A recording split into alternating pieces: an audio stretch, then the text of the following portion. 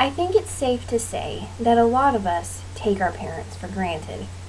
Today, I would like to rectify that situation by telling you about my parents and how much they mean to me.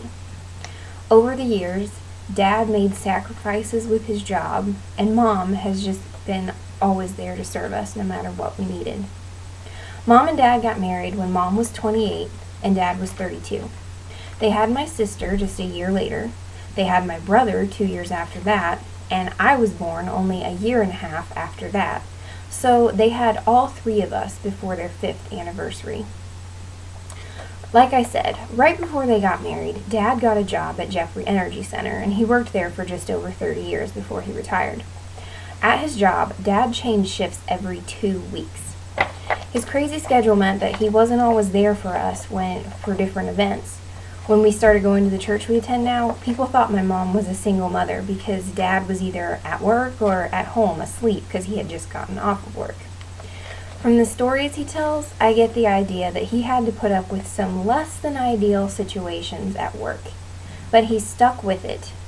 He kept us well fed and properly clothed, and over the years I have realized that I really respect my dad for putting up with a job that a lot of guys would have run away from. Another thing that Dad has always done to help us out is to take care of our cars. When people ask me where I take my car to get serviced, I always tell them, Daddy's garage. It's nice to know that I can just take it to him, tell him what's wrong, and if he can't fix it, he'll find someone who can. Last fall, my brother, sister, and I were driving home from Colorado in my car when it overheated. We were pretty much in the middle of nowhere, so Dad called a tow truck from Topeka.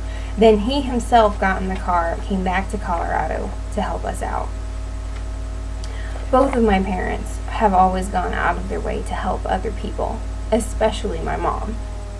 She has been involved with a lot of different projects over the years at our church, especially when feeding people is involved. She has taught Sunday school, coordinated weddings, organized funeral dinners, and provided childcare.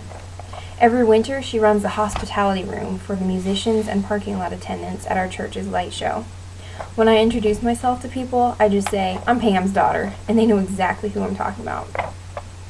Mom also does a lot of sewing for us and for others. She's always working on some project or another, and she's done quite a lot of wedding parties, including the bridal gown. Often I'll see something I want to buy, and Mom will say, oh, I could make that a lot cheaper. There's nothing my mom wouldn't do for others. She has traveled multiple times to help my grandmothers when they've injured themselves. Last week, I had my wisdom teeth out, and then the next day I got a migraine, and Mom came and spent the night at my house with me because I just needed my mom. Currently, my parents are cat sitting this crazy cat that nobody likes because my mom's friend is in a rehab facility and can't have this cat there with her. My parents may not be perfect, and I'm sure there's a lot of things they wish they had done differently, but they're my parents. They've made sacrifices, they've always been there for us, and I have no idea where I'd be without them.